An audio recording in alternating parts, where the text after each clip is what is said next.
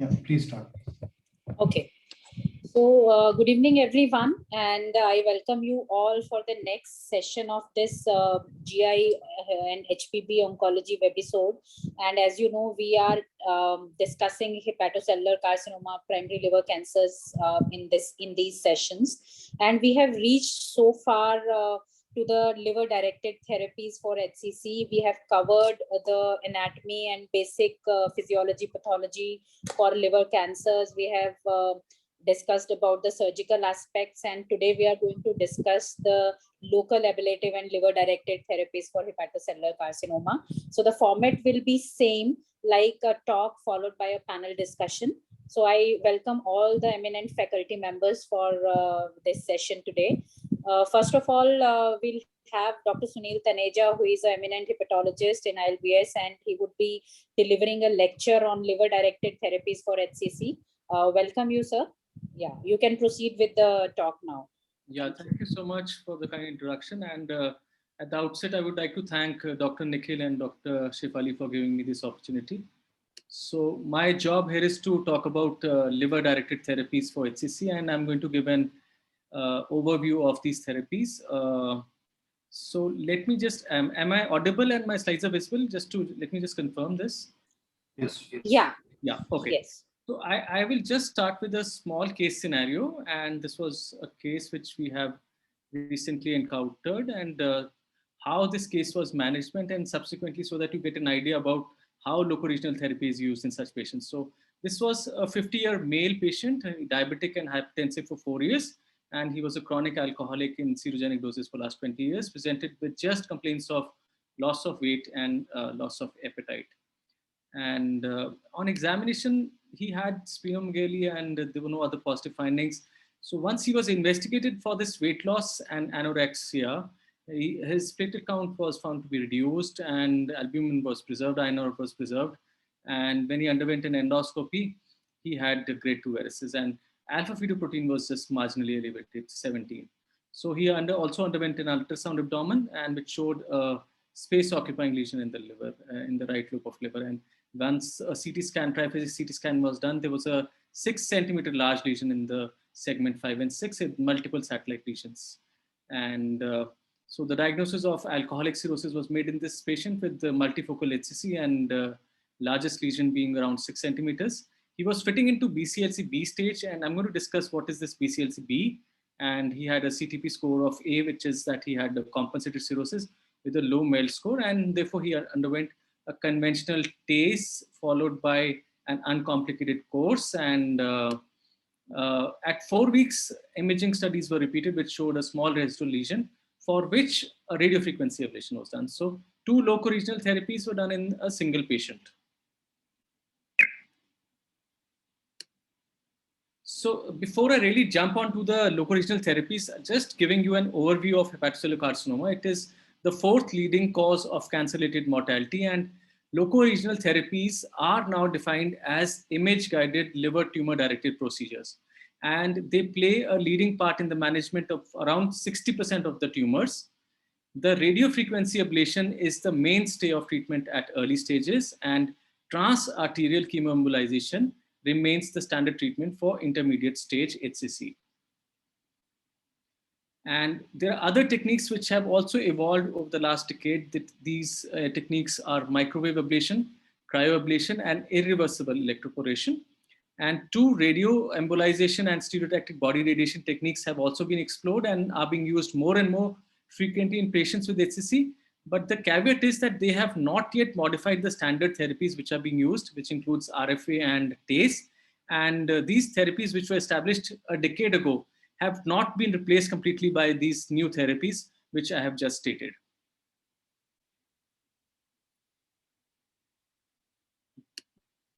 So whatever local regional therapies or the liver-directed therapies which are being used now, they have substantially increased the life expectancy of these patients with HCC. And median overall survival is beyond 5 years at early stages. It's around 20 to 30 months for intermediate stages, and it's around 20 months for advanced stage HCC in patients with well-preserved liver function. So all these therapies which are directed, local regional therapies or even the duct therapies, they work well once the patient has good liver function tests. So once the liver disease advances and they become decompensated, then the survival is not very good in these patients.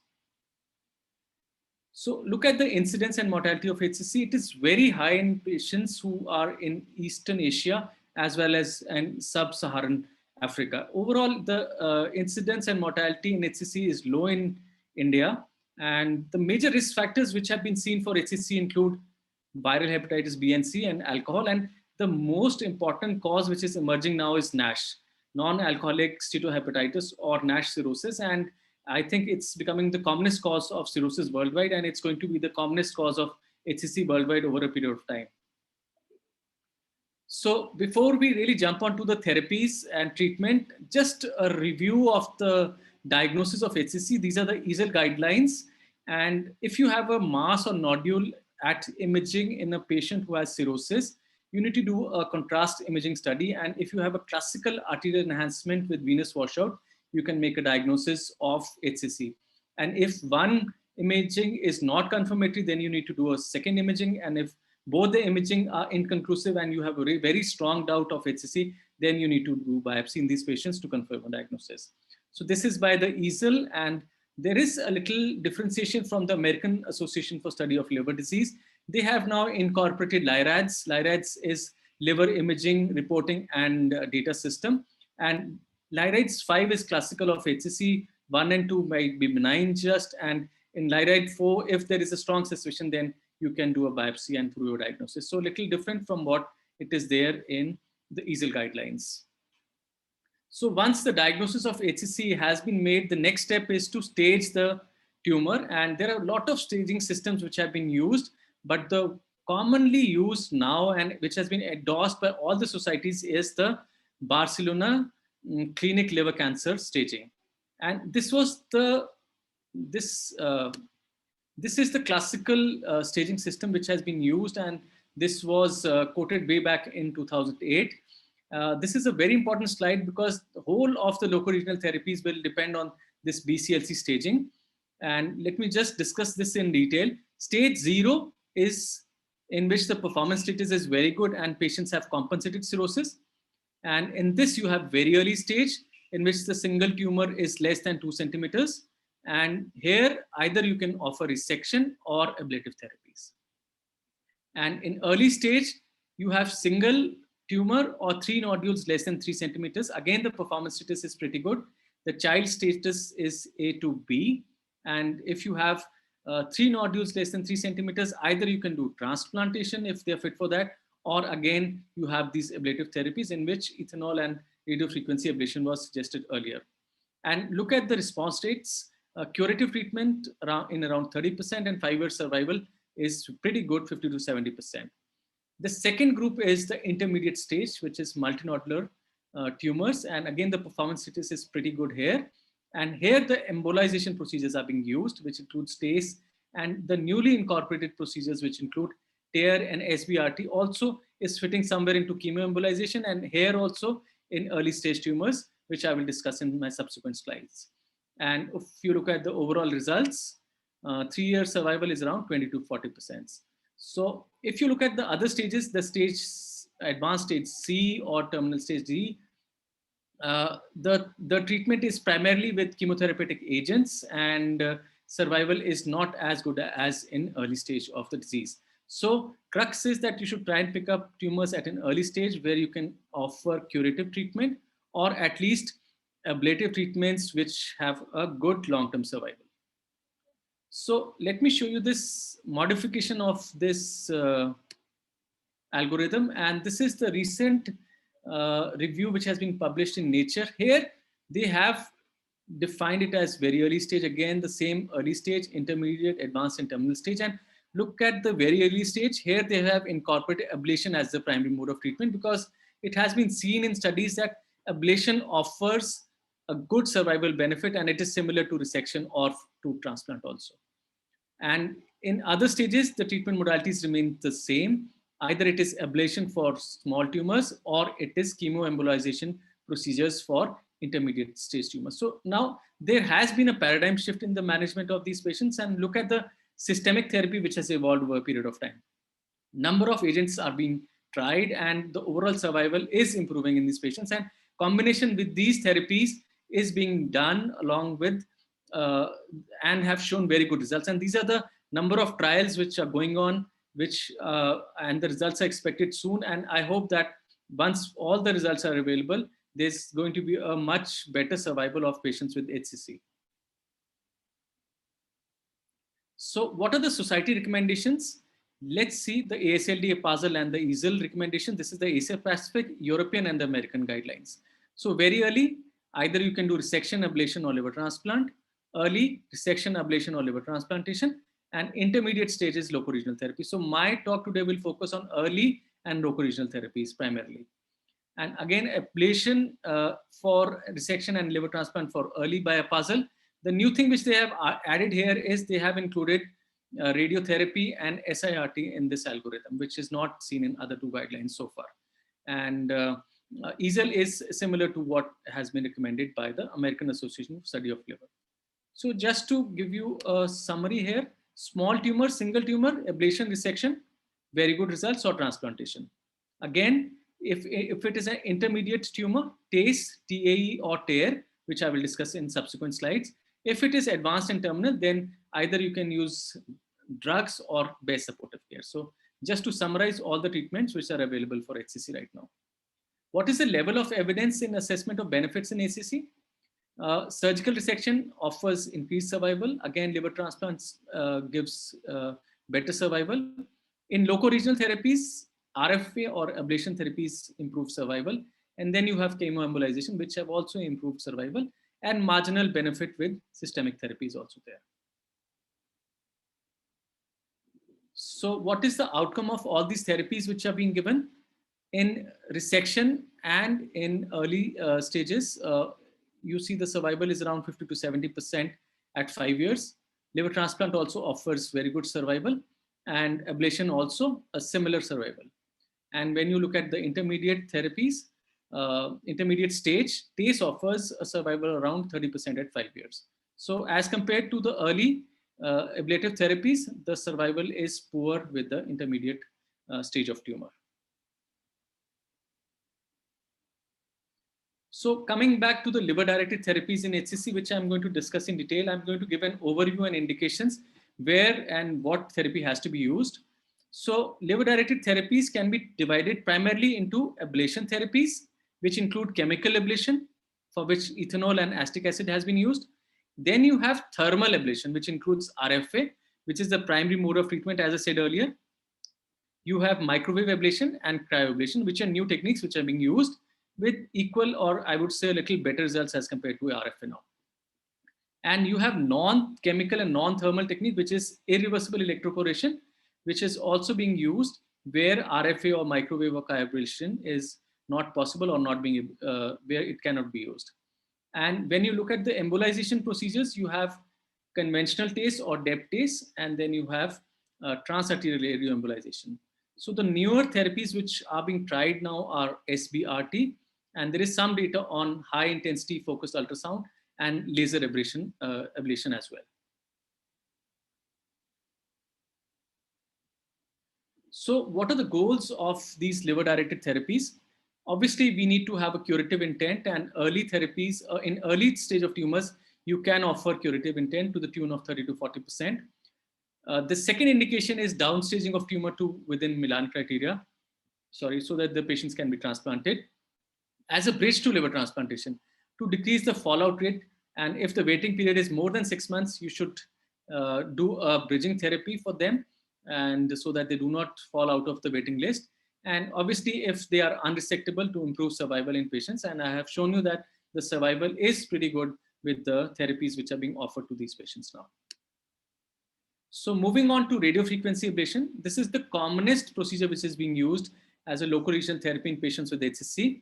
In this, you have a thin probe which is introduced into the middle of the tumor, and then you give this AC current which are delivered through electrodes, which cause an agitation of the particles of the surrounding tissue, and the energy which is generated by this radiofrequency ablation induces coagulative necrosis of the tumor.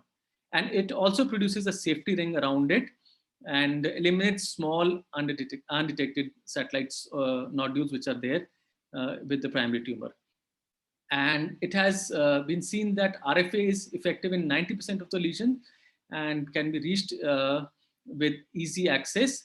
Again, it is a no-touch technique and it is a well-established treatment and has been used for more than a decade now. The only problem with RFA is that the heat sink effect limits its efficacy in nodules which are close to major vessels. So if it is close to vessels, then the transmission of the heat energy which is being produced by this it can go to the vessels and cause damage to them. And thermal injury to the adjacent structures can also happen, especially to the gallbladder and the biliary structures. So here these are the limitations of RFA where it cannot be really used. And it is the first line treatment for very early stage disease, as I said earlier. And it is the alternate first line option for patients with early stage disease, and survival benefit is similar to that of surgery. Again, it can be used as a combination therapy, as I showed you the case that TACE plus RFA is recommended for 3 to 5 centimeters unresectable HCCs. So look at the response rate, 90% for small HCCs, 60% for medium-sized HCC, and 24% for large HCCs. And local tumor progression rate of around 2 to 20% at 3 years.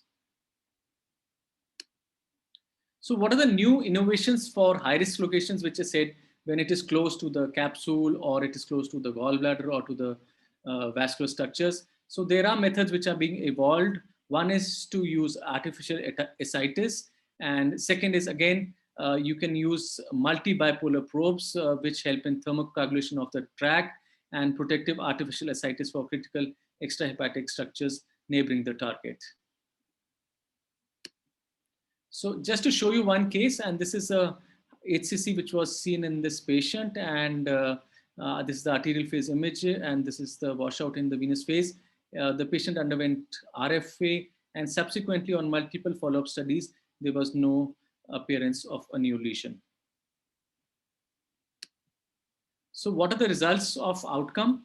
Just to summarize the results, pretty good 5-year survival as compared to resection, and much better survival as compared to the percutaneous ethanol injection. So percutaneous ethanol injection is hardly being used now, and it has been replaced primarily by RFA. Moving on to microwave ablation. Again, this is a thermal technique in which high frequency microwaves lead to polarization and rapid oscillation of the water molecules, producing heat and inducing homogeneous heating and coagulation necrosis. Again, this is a larger ablative zone as compared to the RFA, and the potential advantages are that it is less susceptible to heat sink effect, and it causes faster heating over large volume, and hence potential advantage of simultaneously treating more lesions in a shorter time. Again, it can cause thermal injury to the adjacent structures, and size of ablation zone is at times harder to predict because the ablative zone is bigger as compared to RFA in microwave ablation. So example of microwave ablation, this was the tumor which was seen in arterial phase and venous washout in the venous phase. And this is after microwave ablation, a complete ablation at 1 month and 6 months of treatment. And what are the results? Overall results, pretty good and comparable to radiofrequency ablation. The survival rates are pretty similar. No additional advantage as compared to RFA, and maybe a little, I would say a little more advantage would be that side effects will be a little limited with microwave ablation as compared to the radiofrequency ablation. So moving on to cryoablation. Cryoablation is based on repetitive freeze-thaw cycles in which high pressure argon gas leads to cooling of the metallic probe. Here is the probe, and by subsequent infusion of the helium gas then causes a warming of the probe and then the thawing of the tissue. And you tend to achieve very low temperatures, and these cycles cause cell death by intracellular ice crystal formation, which leads to ischemia by formation of ice crystals within the vasculature. So the important point which is there to highlight is that in cryoablation, real-time monitoring of the ablation zones can be seen, and it can be used for smaller tumors as well. The only risk and problems with cryoablation is the risk of bleeding and cryoshock, which has been reported in some cases. And advantages over RFA, again, it has a larger ablative zone. And as I said earlier, more clearly discernible treatment margin because there is a ice ball formation which can be seen on imaging. It is less painful, and there is some data to suggest that it has a stronger ectopic tumor suppression effects. Obviously, there are some complications associated with cryoablation, tumor seeding, and major complications seen in around 5 to 6% of patients. And the major adverse effects being cryoshock, DIC, and multi-organ failure in some patients which have been reported. What are the long-term outcomes of cryoablation? Pretty good. This is a big study of 866 patients, and complete response was seen in 97% of lesions and 96% of patients. Recurrence rate was around 60% after a median of 30 months, and median post cryoablation overall survival was 77 months, which is pretty good. So comparison of cryo with RFA, just to show you the study, 360 patients, and 76% patients had tumor size of 2 to 4 centimeters. And look at the results, cryo and RFA were comparable in local recurrence, new occurrence, overall survival, and tumor-free survival. So both are comparable. Moving on to the next one, irreversible electroporation. This is a non-thermal ablative method. All the methods which I've discussed earlier are thermal methods, and this is a non-thermal ablative method which delivers short electric pulses of high power and intensity between two electrodes. It induces definitive pores across the cellular bilipid membrane and leading to cell death, mainly by apoptosis. And the problem with IREs is that it requires general anesthesia and neuromuscular blockade to start the procedure. And contraindications are cardiac arrhythmias and pacemakers. And the only advantage which I see over RFA is that efficacy not affected by the heat sink effect. And the other problem is that it is available in very few centers in India, and PJ is one of the centers which is doing irreversible electroporation. So as I said, this is a non-thermal method, less risk of injury to the adjacent structures, and it is primarily indicated where RFA or microwave or cryo cannot be done. And the drawbacks of this irreversible electroporation is that there is limited clinical experience. As I said, only few centers in India have this, and cardiac gating is necessary because there is a risk of cardiac arrhythmias and cardiac deaths because of this procedure.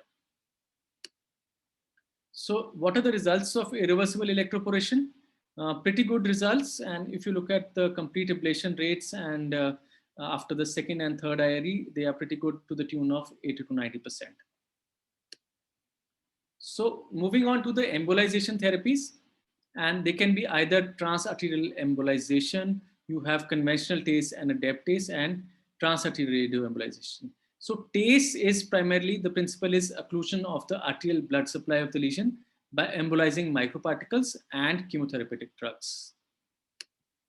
And where is TACE recommended? It is primarily recommended for non-surgical patients with tumors which are more than 5 centimeters or multifocal tumors more than 3 in number. The important point to remember is that tumor burden should be less than 50%. And there are studies which have shown that if the bilirubin is more than 3 and albumin is low, or if the INR is high, then the results are not good. So you have to look at these reports also before you tell your patients that you can undergo a TACE procedure. Renal functions need to be good. And if you have renal dysfunction, then this procedure should not be attempted. And you need a good platelet count. And you should exclude patients who have high child B or C status, and if there is any evidence of main portal vein thrombosis or biliary obstruction. So this procedure is also used for downstaging of tumors before transplant or as a bridge to transplant. So what is the difference between DEB TACE and conventional TACE? DEB is drug-eluting beads, and these are PVA based microspheres and range from 75 to 900 micrometer in size. And these beads prolong drug delivery time and decrease the systemic toxicity. So this is the major advantage of this. And it has been seen in few studies that it has a superior anti-tumor effect and a slightly better safety profile. So just to show you an image of conventional TACE, and this was the tumor which was seen, and a super selective cannulation has been done. And this is the tumor blush, and then after the procedure, and this is the lipoidal uptake which can be seen in a conventional TACE. And this is an example of DEB TACE. Here you can see the tumor blush, and this is the tumor blush which can be seen. And once you do TACE, this is no arterial enhancement after 1 year, and there's a complete necrosis. So what are the contraindications which I said earlier? Decompensated cirrhosis, including any jaundice, hepatic encephalopathy, or ascites, or renal dysfunction. and if you have impaired portal vein blood flow, and if there is extensive tumor, or if you have malignant main portal vein thrombosis. So these are technically difficult procedures, and if you have the main portal vein thrombosis, then you tend to avoid doing TACE in these patients. And there are certain relative contraindications also if it is a very large tumor, and if there are severe comorbidities, and if there is any evidence of biliary obstruction. So what are the results? Overall survival, as I showed you, around 20 to 30% survival at 5 years with all the procedures which are being done, including TACE plus the other procedures, including RFA, or in combination with the systemic therapies. So marginal benefit in survival with TACE and other therapies. Moving on to transarterial radioembolization.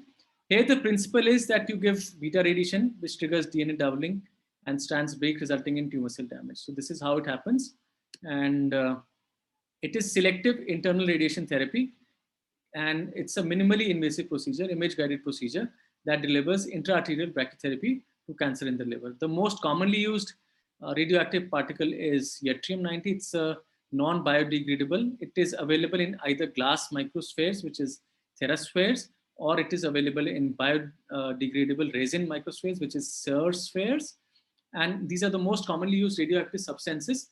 It's a pure beta emitter, which induces direct cytotoxic destruction to the target tumor. And there are other molecules which are being used. Rhenium is one, and even iodine has also been used. And at PGI, we are using rhenium in place of yttrium, and the results have been pretty good.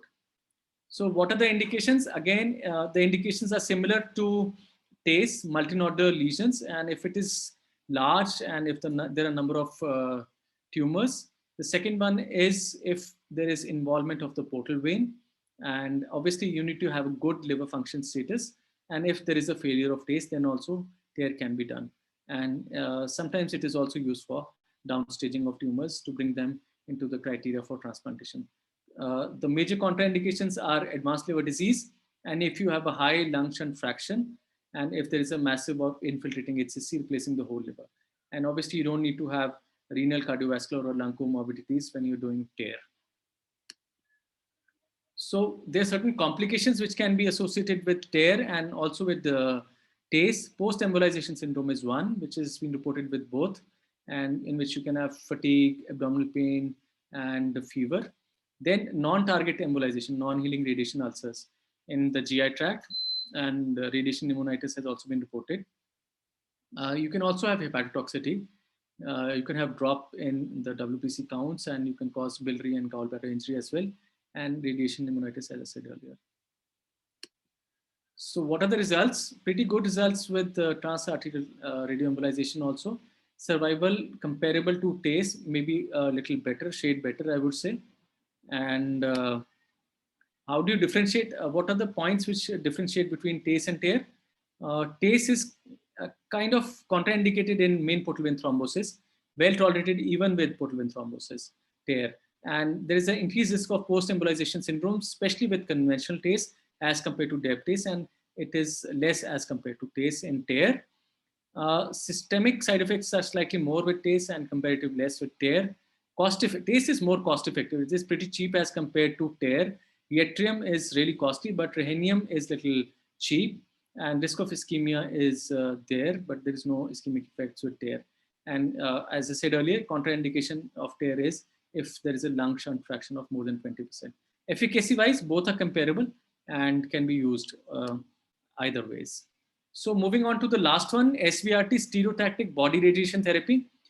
This is highly conformal technique of external beam radiation therapy. This is external beam radiation. The other one was going into the liver, and you deliver high radiation doses in a small number of fractions, which cause the cell to die. And due to the sharp dose gradients outside the target volume, limited dose to the adjacent organs at risk is to be given. And 85% of the local control rates at 2 years after SBRT has been reported. So now this technique has really improved, and you tend to focus on primarily on the tumor, and hardly any radiation is given to the normal tissue outside the tumor. Again, indications are similar to TACE and or TARE, I would say. HCC with a maximum diameter of 5 to 6 centimeters, not eligible for resection or other therapies, and lesions located close to the liver surface where you feel that other therapies cannot be done, or if there is a portal vein thrombosis. And it is obviously unsuitable for lesions which are close to the small bowel or the stomach. And the patient should have good liver functions, and up to 5 lesions, this therapy has been tried, and you need a good platelet count, and obviously the liver volume should be good. And repeat SBRT can be considered for new lesions which have not been previously irradiated, and time interval should be preferably 6 months or longer. And what are the various studies which have done a comparison of this? Just to show you that good survival, and when you compare SBRT with all other procedures, survival 1 year around varying from 50 to 90%, and overall survival is pretty good here also. It is equally, there are some studies which have shown that it is equally effective as RFA for small tumors, and maybe even superior to RFA for more than 2 centimeters tumors where RFA cannot be done. And the only issue is that the radiation injury which can happen to the normal tissue also. So how do you really assess response in local regional therapy? This one is the EASL guidelines. The RECIST guidelines were primarily being used, and you now have the modified RECIST. Just to show you that initially they were looking at the decrease in the size of the lesion. Now we are looking at the viability of the tumor. And progressive disease is when there is increase in at least 20% of the sum of the diameters of the viable tissue, viable tumor. And this is the comparison of different local regional therapies. This is just to summarize: surgery, tumors less than 5, percutaneous ablative therapies less than 3, TACE is 3 to 5 centimeters. Here you include tear, and you can include tear also, and SBRT around the same size of lesion. So number of tumors less than 3 depends on the location, percutaneous ablative therapies, and multiple tumors can be taken care in TACE, and in SBRT it is usually less than 1 to 3. And location or characteristic will depend on the liver functions. If it is centrally located, then you might not be able to do surgery. And in percutaneous ablative procedures, the lesion should be away from the major vessels or from the biliary system. And in TACE, it has to be a hypervascular lesion, and in SBRT, it has to be away from the bowel and the stomach. And local control, pretty good in all of these therapies. Level of evidence is high for surgery and intermediate to high for percutaneous ablative therapies. Again, it is intermediate to high for TACE, and SBRT, the evidence is low. It is evolving, and it is being used more and more frequently now. And if you look at the invasiveness, high for surgery, obviously, you need to undergo a surgical procedure, but cutaneous ablation, very less, and TACE is also less, and in SBRT, there is no invasiveness. So this is the advantage of SBRT, and it's being used in patients who have other comorbidities, especially like cardiac and pulmonary issues, where RFA or cryo or microwave cannot be used. And damage to the liver, high with surgery, obviously. Percutaneous, it's low, and TACE, it can cause ischemic injury, it is low to moderate. And again, with SBRT, it is low to moderate. So, ladies and gentlemen, I would like to conclude by saying management of HCC has to be individualized. You cannot have therapies directed to all the patients, similar therapies directed to all the patients. It has to be individualized. And local regional therapies cover a broad spectrum of therapeutic indications. If the proper selection of candidates is followed, it represents a safe and effective treatment with improved survival. Thank you very much for your patient listening. Yeah, thank you so much, Dr. Taneja. Wonderful talk, very clear message to the students. So I think there was one question in the chat box that why TACE is contraindicated in portal vein thrombosis. If you can elaborate, though Dr. Yashwant has put in the chat box the answer also. So if you can elaborate. Yeah, so obviously, once you are going into the liver through the arterial supply, okay, so primarily the supply to the liver is by either the portal vein or through the hepatic artery.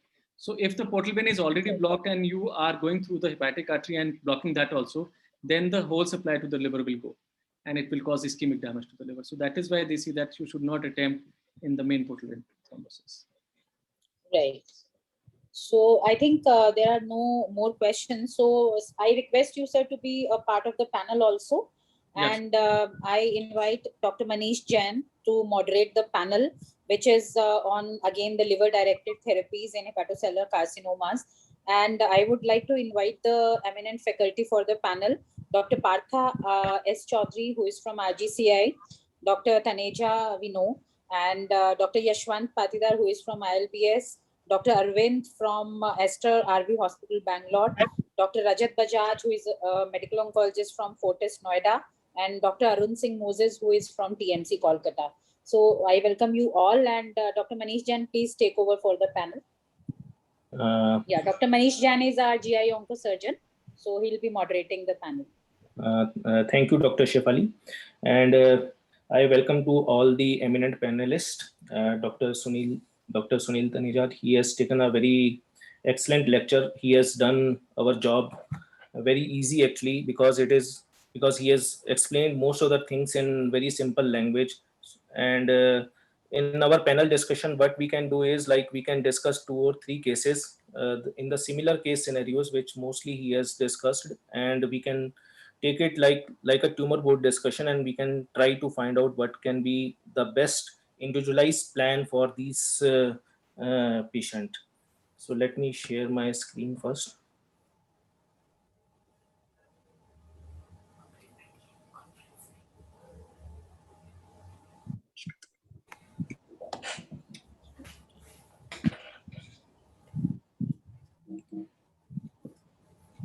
Dr. Manish, please make it full screen. Yeah, I'm Yeah, okay. 1 second.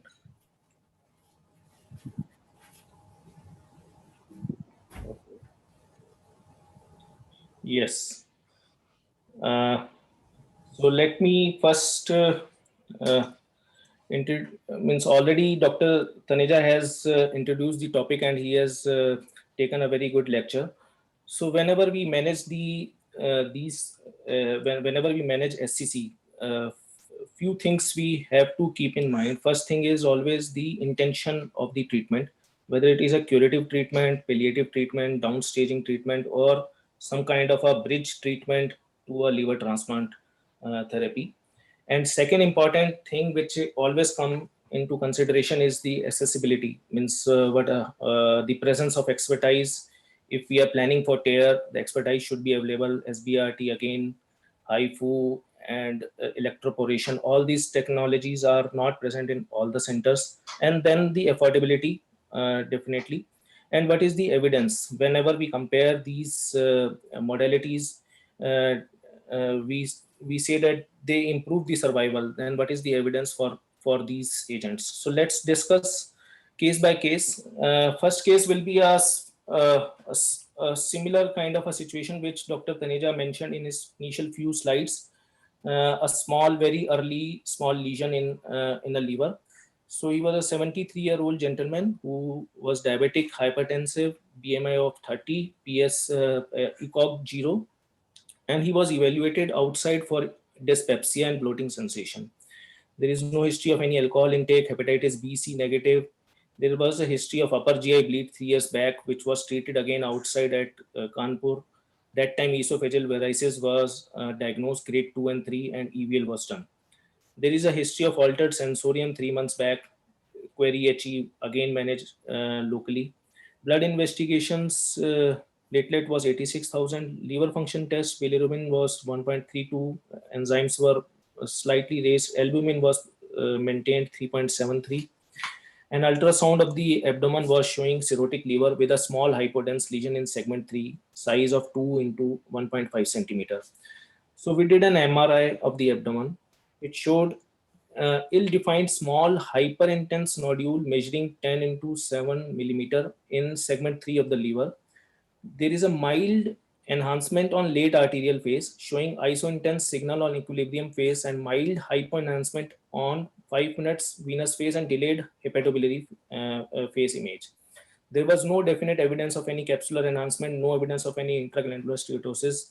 So it was labeled as Leyrat's 3 lesion, a small lesion, 1 centimeter lesion, and AFP was 2.32.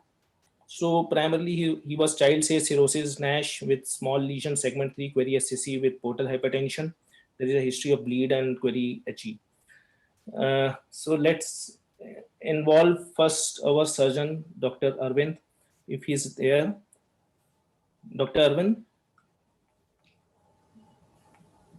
Do we have, means Dr. Arvind has joined, or?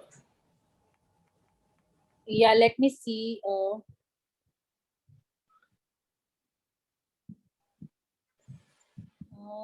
No, I can't see his name here in the. Yeah. So, okay. So Dr. Sunil, so this is an MRI picture which showed a mild enhancement in delayed arterial phase with some washout at delayed, very delayed phase, 5 minutes and 5 minute phases.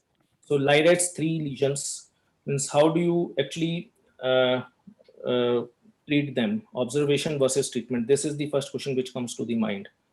Yeah, I think it's a very small lesion, and if it is not classical of HCC, then you can just wait and repeat an imaging after 3 months and see. Okay, so uh, so he's so what kind of imaging? Same imaging, MRI or any other? Would you like to do another contrast Yeah, study? obviously, as I told you in my presentation also, if there's any doubt, then you need to do another cross-sectional imaging, which includes a triphasic CT scan and see whether it is actually the same or it is something else. So if it is a larger lesion or if it is LIRAD 4 or 5, then obviously I would like to treat it as HCC only. Okay, so this was the imaging was reviewed by two radiologists. According to one radiologist, it was LIRADS 3, and means other was saying LIRADS 4. That so there was always a doubt between LIRADS 3 and 4, and uh, Dr. Rajat Bajaj, he's there, medical oncologist. He's medical oncologist Yes. from Fortis. Hello. Yeah, he should be here. He was joining. Yeah, he should be here. He was joining. Dr. Rajat? Yes, yes. Yes, am I audible? Am I there? Yeah, you are audible. Yeah, Dr. you are. Rajat, what will be your approach in such kind of scenarios? Would you like to observe these patients as per the ASSLD guidelines, or would you like to treat them now because patient is having portal hypertension? Maybe after few months the lesion grow in size, then he may not be amenable for any kind of ablative procedure. So what will be your approach in such kind But of? yes, I will first like to review the images which have been given, because it is very possible, like I think you yourself pointed out, that one of the radiologists was in the favor of giving it as LIRADS 4. Yes. Because like the description that you have given, and of course you have just shown one image, which is the arterial imaging. Arterial and portal. So I believe that if it is LIRADS 4, definitely that leaves a little doubt on the fact that we should try and get this treated by a liver-directed therapy, preferably. It should be. You said it is 3 centimeters, right? No, 1 centimeter. Okay, so preferably it should be resection. But if it is LIRADS 3, and even the second opinion says that it is LIRADS 3, then also because the patient is having a PS of 0 as of now, and the other parameters are also stable, there is a risk that these patients may deteriorate in terms of their able to offer liver diet. I would like to observe and confirm this as HCC first, and then try to involve my interventional radiologist colleagues and get this treated. Okay. So resection versus ablation in this scenario. As we know, this patient is having some signs of portal hypertension. What will be the preferred approach? Dr. Sunil? Yeah, I think obviously ablation has shown equally good results as compared to resection. And if you have evidence of portal hypertension, then I would go with ablation. Yes. So this patient is a candidate for ablation, and anyone for for resection. I think the takeaway message should be that you really need to confirm the lesion first, whether it is LIRAD 3 or 4. And if it is 4, I would just treat it as HCC only, give the benefit of doubt to the patient. So I don't want to wait for another 3 months and let it grow. or maybe 6 months and let it grow to size where I might not be able to give him some kind of therapy and he decompensates and develop further complications of what I mentioned. Yes. And for LIRADS 3, what will be your approach? Means in such case scenarios where LIRADS patient. 3, obviously, it's a very small lesion. I would wait for 3 months and repeat an management. Okay. Okay. And Add something. There is discrimination of size in ultrasound report and MRI. yes. So there is a discrepancy, but MRI was more means the ultrasound.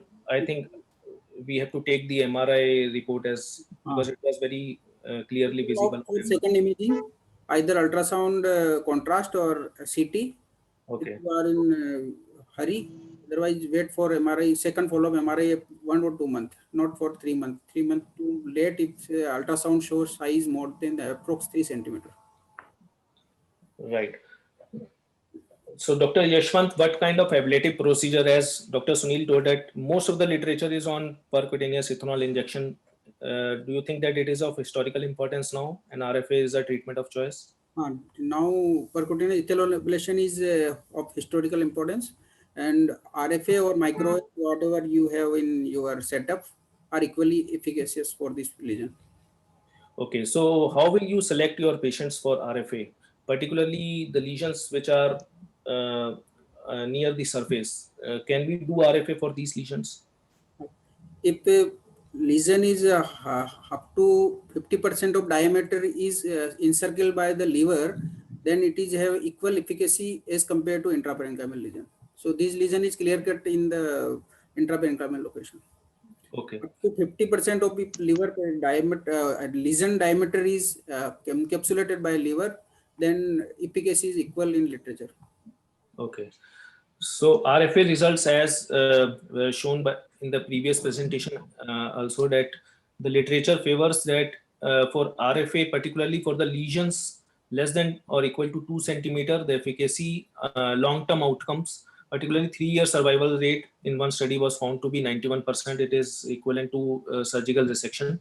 As this patient was not a surgical candidate, and RFA is equally effective for such a small lesion. So RFA was done for this patient, and this is the image post RFA. We have already discussed RFA versus percutaneous ethanol injection. Both are equivalent. And how do you follow these lesions post RFA, Dr. Yashwant? Usually, always 1 month follow-up. Image which are prior to ablation is available. If CT or MR, and if MR is available, it is very good to do follow with the MRI. And after 1 month, every 3 months in first year and every 6 months in second year. So we have to do MRI every 3 months for first year, First, or ultrasound is enough? no, MRI or CT. MRI or CT. Contrast imaging after ablation at 1 month and then every 3 months.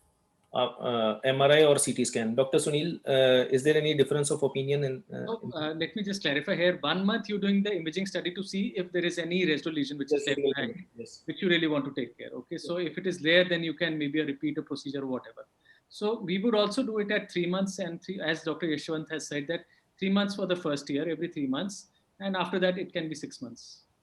MRI or CT scan. Yes, yes. It's always a cross-sectional imaging once you have diagnosed HCC in any patient, because obviously ultrasound is observer dependent, and you might not pick up small lesions which are there, and cross-sectional imaging is anytime better than ultrasound for HCC detection. Okay. So let's move on to our second case. I just want to confirm whether Dr. Arvind has joined or not. Dr. Shefali, can you please confirm? Yeah, I'm just searching. I think I can't see his complete name. I don't think. Okay. Let's discuss our second case. So he was a 45-year-old gentleman. He was non-alcoholic, hepatitis B/C negative, BMI of 22, and he was evaluated outside for pain, upper abdomen, and loose stools. There was no history of any jaundice, GI bleed, altered sensorium, or any blood transfusion, or any past surgical intervention, with a good performance status. And on abdomen examination was absolutely normal, no ascites, no splenomegaly. Ultrasound of the abdomen was done outside, which was showing cirrhotic liver with hypodense lesion in right and left, both the lobes of the liver. Largest size was 3 into 5 centimeter. And upper GI endoscopy was done, which was suggestive of grade 3 varices, 3 columns, and CT abdomen he was carrying with him. It was not a very good quality study. It was showing a large SCC 5 centimeter in segment 2, 3, 4, with a tumor thrombus in left portal vein, right portal vein, and extending into the main portal vein. The AFP was high. It was 1419, CA 99.9, CA all were normal. Platelets was normal. INR was 1.07. Liver function test was well preserved.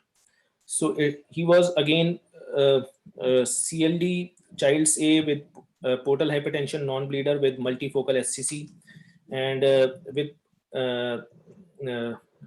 portal vein thrombosis.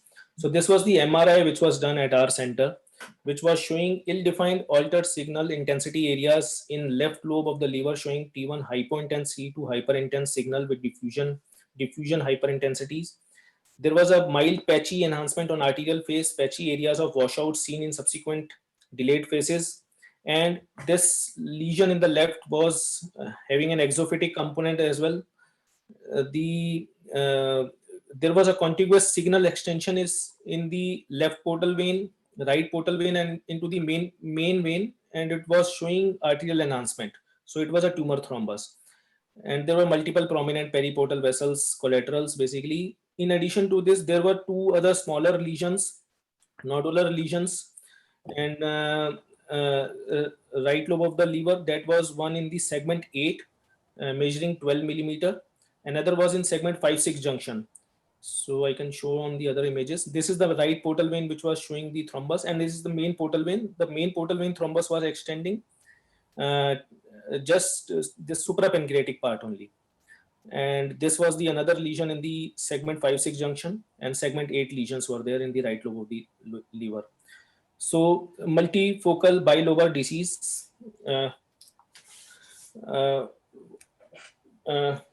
Dr. Sunil, what should be the intent of treatment in these patients, where these patients lie as BCLC stage with portal vein thrombosis? You know, this is a big multifocal HCC, and which has involved the main portal vein also.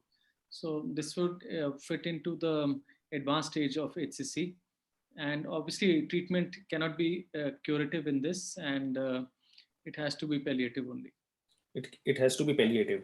So patient was in the advanced stage of the advanced stage as per the BCLC. Only thing was that performance status was very good. He was young with no comorbidities, and so we can Dr. Chaudhary is there from Rajiv Gandhi Cancer Institute. He is a head of nuclear medicine department. Dr. Chaudhary? I think, he's there. Yes, sir. So can we, sir, what kind of treatment we can plan for this patient? The main question which comes to our mind in these scenarios is TACE versus TARE. Since this is an advanced stage and it has a portal vein thrombosis, so since TACE has a contraindication for portal vein thrombosis, probably, ideally it would be the drug treatment should be better in this advanced stage.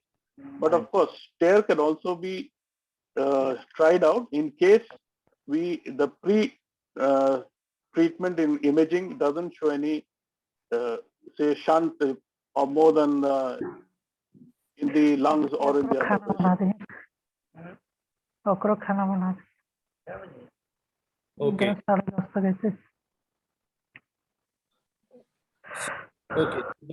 Dr. Yashwant, can I ask you, means is TACE is portal vein thrombosis is an absolute contraindication for main portal vein thrombosis is an absolute contraindication for TACE, or should we take 2-3 factors into account, particularly the liver function and the size of the tumor and the location of the tumor?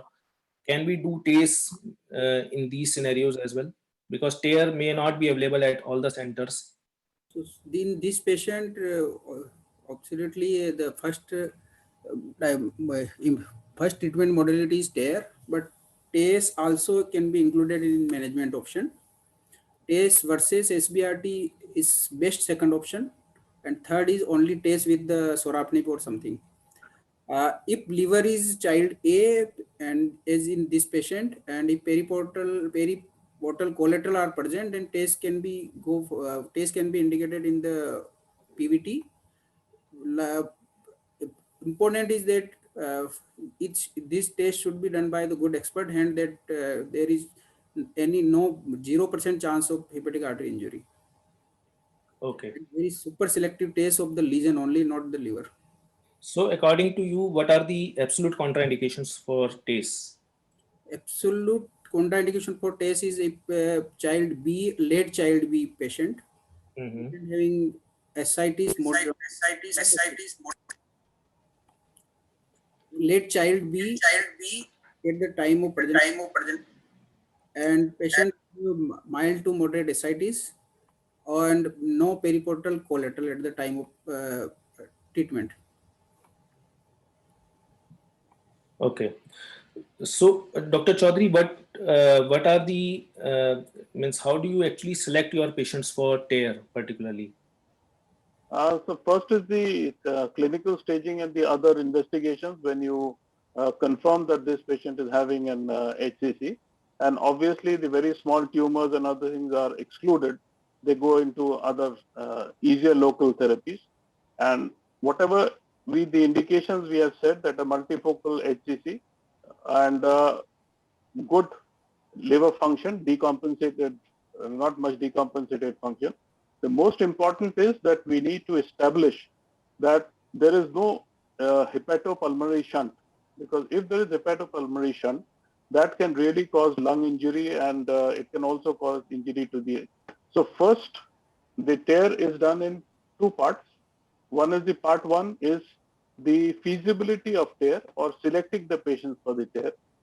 So what we use is we use a macroaggregated albumin, and it's sort of a theranostic approach where you use a diagnostic modality to check that the macroaggregated albumin is localizing into the area of interest, that is the tumors.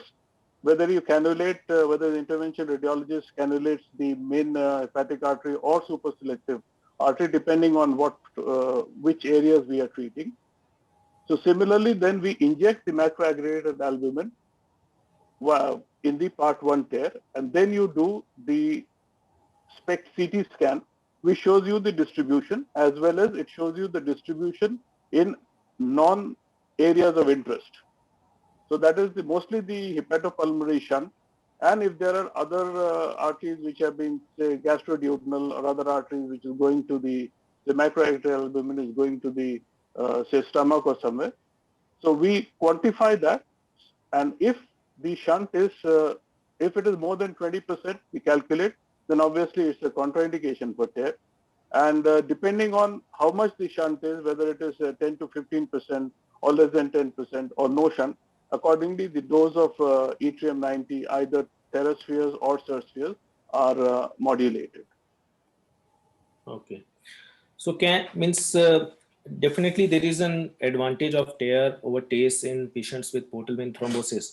So can we do this procedure in patients with like as Dr. Yashwant told, that TACE will be absolutely contraindicated in late child's B or child C patients? Can we do TARE? Can we offer them TARE in such kind of scenarios? Or I think, TARE is yes, I think we can offer them if otherwise the patient is suitable by pre-TARE investigations, that which we call the TARE part 1, then TARE can certainly be offered to these patients. Okay. So as one of the as there was one of the question in chat box, so what is the reason, if you can elaborate for the students, what is the reason why TARE is not contraindicated in portal vein thrombosis and TACE is contraindicated? Why TARE is not contraindicated? One of the student has asked actually in chat box. See, portal vein thrombosis, again, we need to establish how much that portal vein thrombosis is contributing to the TARE contraindication. If there are no shunts, there is no other, say, vascular supply to the other organs, which are not the target organs. So in that case, definitely, since we have a pre-treatment imaging, and we know that it's going to the organs of interest, then that's why TARE can be offered.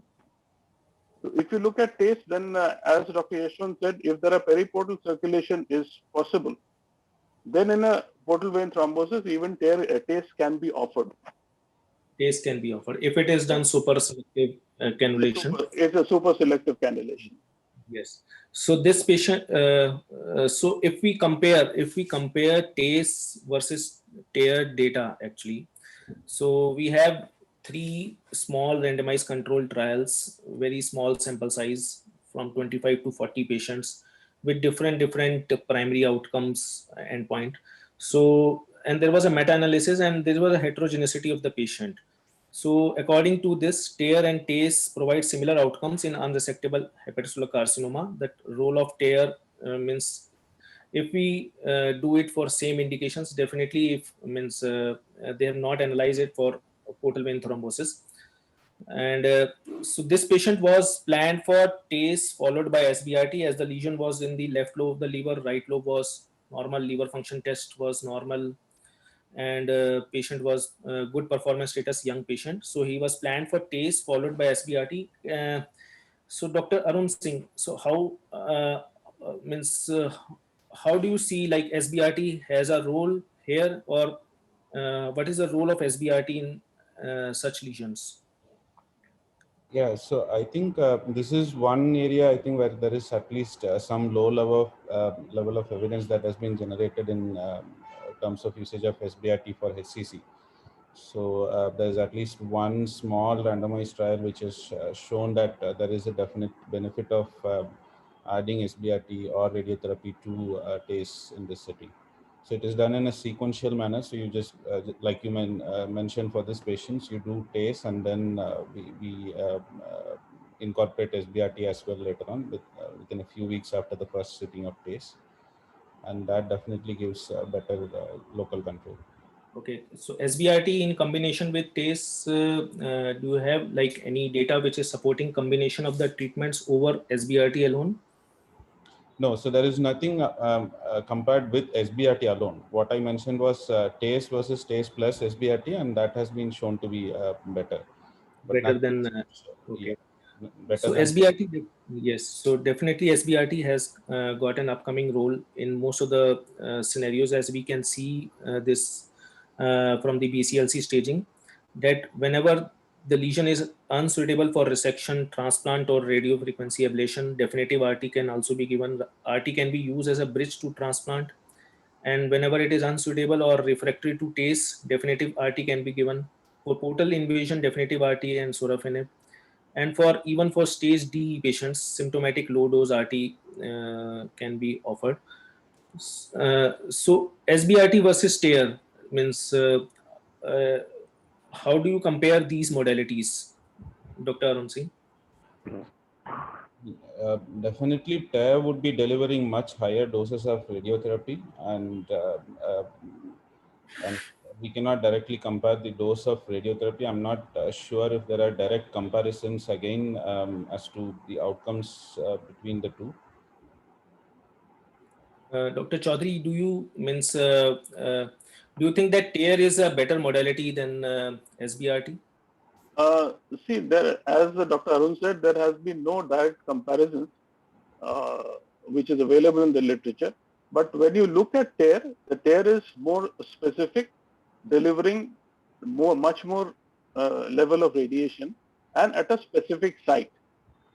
So probably if we go by, say, logic, the TARE should be, in a properly selected patient, TARE should be better as far as outcome is concerned. But as I said, there is no direct comparison available. And in my opinion, probably it cannot be compared because the delivery of radiation is entirely different when you talk in terms of SBRT and when you talk in terms of TARE. I may be wrong, but that is probably it may not be comparable. Yes, you are true, sir, that there is no head-to-head comparison between SBRT and TARE, particularly for HCC. So, Dr. Arun Singh, how do you select your patients for SBRT? What are the indications and contraindications for SBRT particularly? I mean, any indication that is for TACE would be definitely an indication for SBRT as well. I would rather say the contraindications are that we need to have good liver function. So any child PUG 8 or over is contraindicated.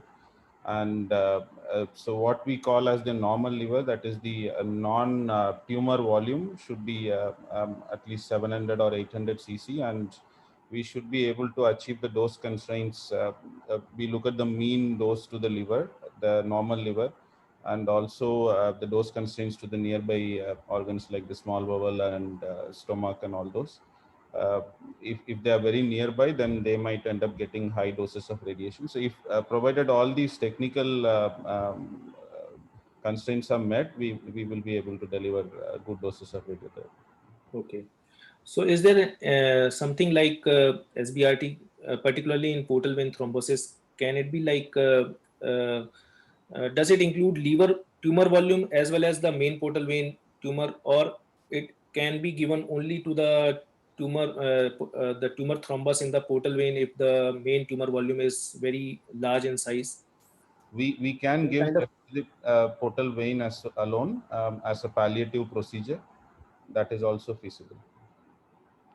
Okay, so that can also be given as an palliative procedure. So, Dr. Rajat, what is the role of sorafenib? Means when would you like to include these agents into the treatment? So, sorafenib, or for that matter, lenvatinib, are the first line treatment options for patients in hepatocellular carcinoma who have an unresectable disease and where a liver directed therapy or a local tumor directed therapy cannot be offered.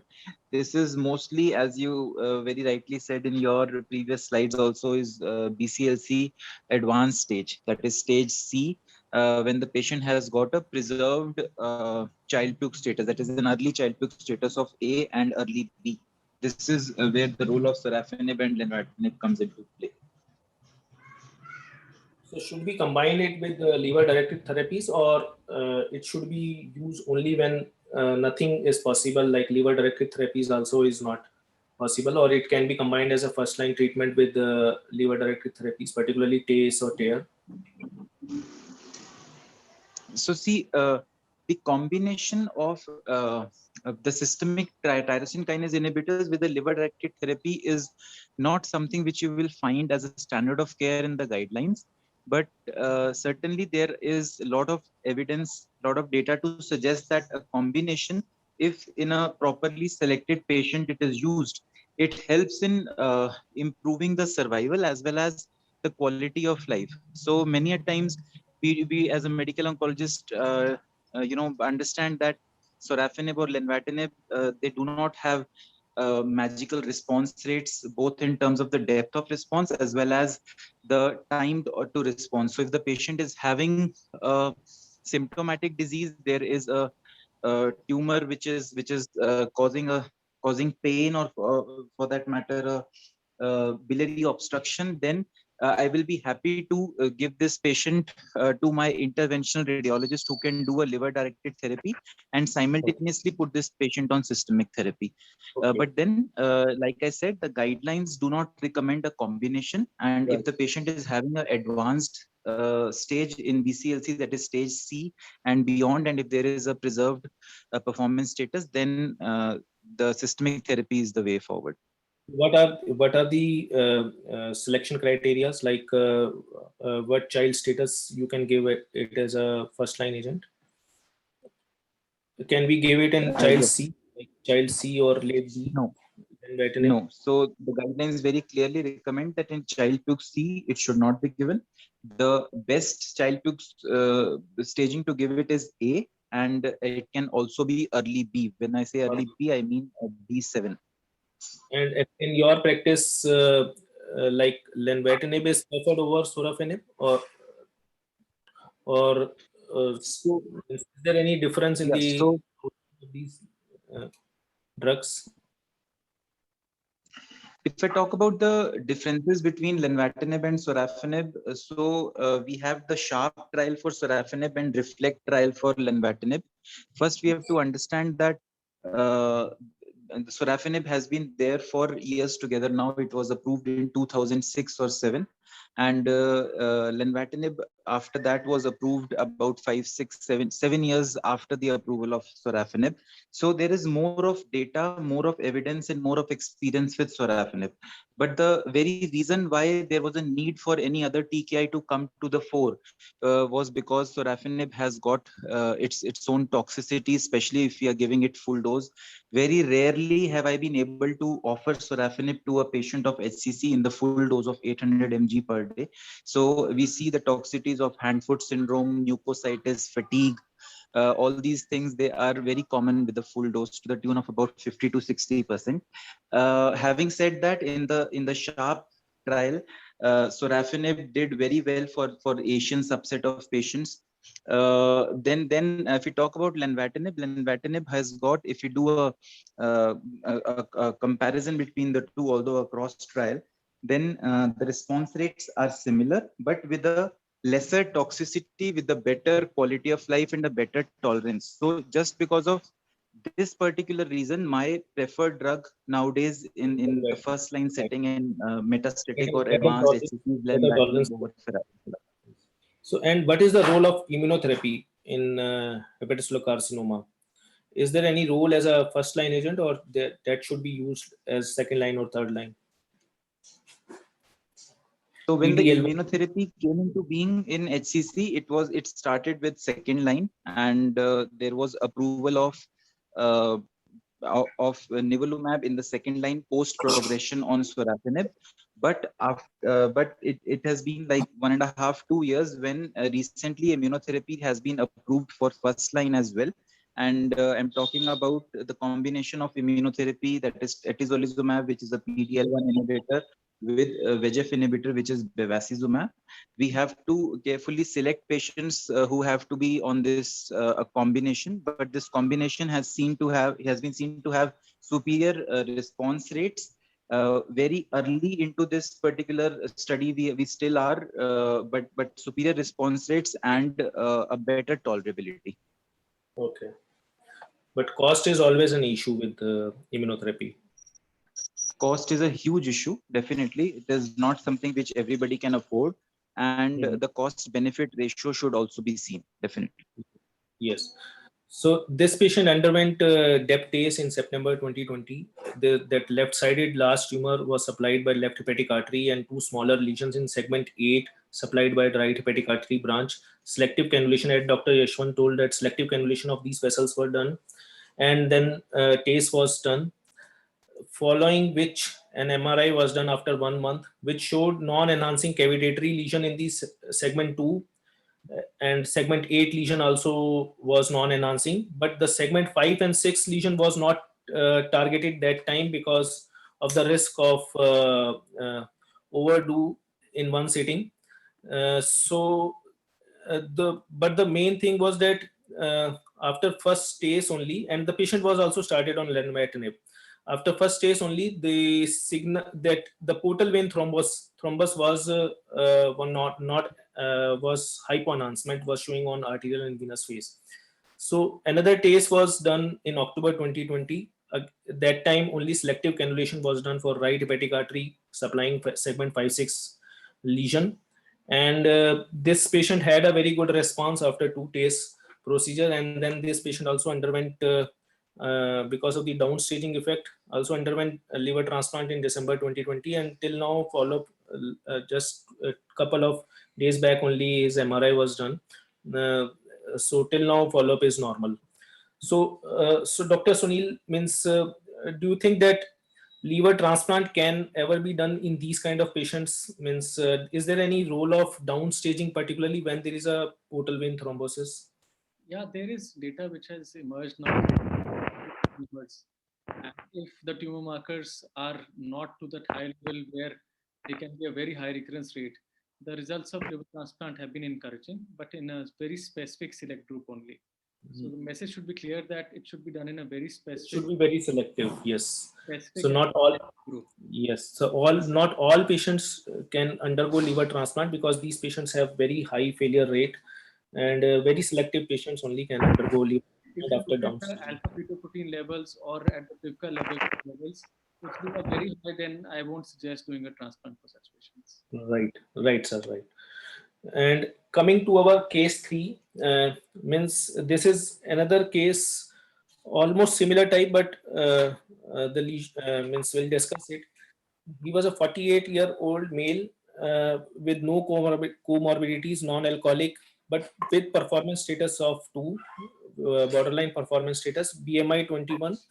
There was a history of hepatitis C infection, and he was diagnosed and treated well few years back. Now he presented with pain abdomen on and off. On evaluation by ultrasound abdomen, there was a space occupying lesion in the liver. CT was done, which was showing cirrhotic liver with segment 6 lesion, 6 into 6 into 5.8 centimeter. There was a large tumor thrombus in right, left, and main portal vein. PET CT was done, which was suggestive of large FDG avid ill-defined. There was an ill-defined soft tissue lesion in segment 6, 7.6 into 7.4 into 8.3. So maximum dimension was 8.3 centimeter with heterogeneous means characteristic of SCC with FDG avid thrombus in right portal vein, left portal vein, and main portal vein. There was no other lesion in the body. AFP was high, 1953. LFT was normal, well preserved. Albumin was 3.3. Platelet was 88,000. INR was 1.36. Child's A. Upper GI endoscopy grade 2 varices. So again, this was CLD, hepatitis C, sorry, with portal hypertension, non-bleeder, with hepatocellular carcinoma in right lobe. That the previous one was main lesion was in the right lobe of the liver with portal vein thrombosis. So this is the PET CT image of this patient with a huge ill-defined mass in the right lobe of the liver with main and right portal vein thrombosis going into the left portal vein as well. Similar question means again, I think intent will be again palliative. It cannot be curative in such scenarios.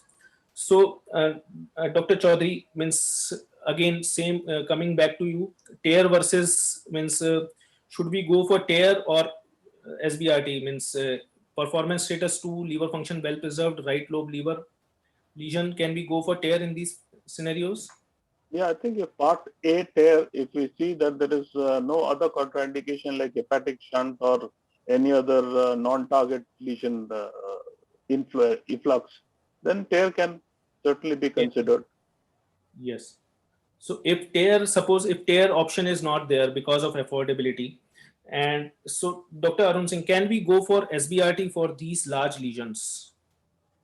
I mean, looking at the image that you had shown, it looks like the normal liver volume is likely to be very less in this patient. So we might have, we may still be able to do it at but not deliver a very high dose and possibly go with a very low palliative dose of treatment. Okay, so we considered it for SBRT, but as you rightly said, the volume of the liver was not was very less. So SBRT was ruled out in this patient. So this patient underwent tear with sorafenib. It was the patient was treated a couple of years back, and but the effect of tear was very good. But the SBRT was given to portal vein thrombus. Do you think that this option can be utilized if portal vein thrombus particularly is not responding to any other modality? Yes, that is definitely an option, and but post tear the utility of SBRT, there is very little reported. I think there are 1 or 2 case series that have been reported, and they have said that it is still safe to deliver SBRT in a post tear setting. So it can definitely be considered in someone who has residual portal vein thrombus. Yes. So this patient underwent post-tear and SBRT. This PET CT showed complete resolution of the lesion, but this patient had 2-3 episodes of decompensation in follow-up 6 months, and then this patient failed. Actually, he had a recurrence in with the left supraclavicular lymph node after 6 months. So, means to summarize, just as Dr. Sunil Taneja already mentioned very beautifully in his last slides, that the summary, like few small SCCs, particularly less than 3 centimeter, RFA or percutaneous ethanol injection, which is now normally not used, are curative options with the optimal outcomes and comparable with surgical resection. And for unresectable SCCs who are unsuitable for ablative therapy, TACE has a survival benefit as compared to best supportive care, definitely. TACE is less effective against very large SCCs, particularly for more than 10 centimeter or SCC with portal vein thrombosis. Portal vein thrombosis as such is not an absolute contraindication. We have to see combination of things like performance status of the patient, liver function test, size of the tumor, location of the tumor. If it is involving major liver volume, right lobe lesions, multiple lesions, then along with portal vein thrombosis, definitely TACE is contraindicated in such scenarios. But smaller lesions, left lobe lesions with well preserved hepatic function, TACE can also still can be done with portal vein thrombosis with super selective cannulation, as Dr. Yashwant has already mentioned. And there is a definite role of tear, and the indications, as Dr. Chaudhary said, indications for tear is almost same as TACE, but the advantage of tear over TACE is in the patients with who is having portal vein thrombosis and particularly large SCCs. SBRT has proven its worth in low cost settings, particularly when tear is not available. SBRT can be used and it has shown wonderful results. We are using it for many patients, and it can be used across all SCC stages.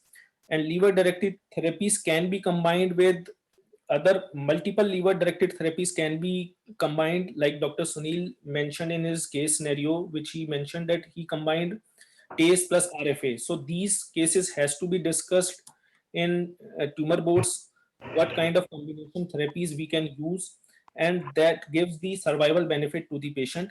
And these can be combined with TKIs or multikinase inhibitor lenvatinib, as Dr. Rajat mentioned that it is now considered, lenvatinib is considered superior over sorafenib because of better patient tolerance. Immunotherapy we can use if cost constraints are not there, we can use it as a second line therapy. Anything else I would like to ask my eminent panelist if they would like to add something in this? Dr. Manish, you can take up one question which is there in the chat box. Role of screening in patient at risk of HCC. Role of screening in? Patient at risk of HCC. Is there any proven role of screening? What modality can we use? The patients who are at high risk for developing HCC. So the patients with hepatitis or cirrhosis long-standing. So if there is any modality through which is approved, yes, or tested. Yes, definitely there is a role of screening for patients who are at high risk of SCC, particularly hepatitis B and C patients, and the modality of choice is an ultrasound of the abdomen. I would like, Dr. Sunil, if you can tell us what is the latest guidelines for screening protocol in SCC in high risk patients. All patients with cirrhosis, irrespective of the stage, should be screened for HCC every 6 months with alpha-fetoprotein and an ultrasound. So this is the dictum. All patients with cirrhosis should undergo ultrasound and alpha-fetoprotein levels at every 6 months. And obviously there are certain groups where you have high prevalence of HCC. Hepatitis B in patients who are more than 40 years of age, who have family history of HCC, and patients who are living in high endemic zones also should be screened for HCC. The most important and upcoming issue is NASH now. So if you look at people who, everybody has fatty liver, and you are getting more and more patients of NASH cirrhosis. And there are reports of people getting HCC without going into the stage of cirrhosis also. So I think over a period of time, the screening for HCC will increase in patients who have NASH as well as, I think it would be, maybe it can be a little different as compared to what it is at right now in NASH and NASH cirrhosis also. Yeah, so sir, one question. So like you said, in patient of NASH, they can progress to a development of HCC without even going to cirrhotic stage. So is there a role of FibroScan, and can we do it, I mean, at what stage, say fatty liver grade 2, grade 3, what stage should we start screening in such patient, or does FibroScan has a role in such kind of patients? So let me tell you that if you look at the general population, and in India, whatever studies are available, around 30 to 50% of patients will have fatty liver. Okay. And if they are diabetic and obese, 75 to 80% will have fatty liver. So screening protocols for such a large population cannot be advocated at this point of time. But people say that where there is a high risk, where you feel that there are more than 1 or 2 risk factors, where there are metabolic risk factors, and where the ultrasound or imaging shows more than at least grade 2 fatty liver, then you should be more cautious and maybe do a FibroScan. And actually, the problem is that it has to be a cost-effective procedure, whatever you do. So if a FibroScan is costing you 5,000 in an outpatient department, then you can't, recommend it as a routine procedure. But obviously, where there is a high risk, metabolic factors are there, family history is there of cirrhosis, or if there is a coexistent alcohol history, or there is a past history of hepatitis B or C treatment, then these patients need screening. Right, absolutely right. So thank you so much, all of the faculty members, Dr. Manish, everybody, for joining in and making us more wiser. And the next session would include the main focus on transplant in primary liver cancers. So I again thank you all for joining. Thank you. Thank you so much. Thank you so much. It was a wonderful discussion. Thank you. Thanks a lot. Thanks. Thanks a lot. Thank you. Thank you.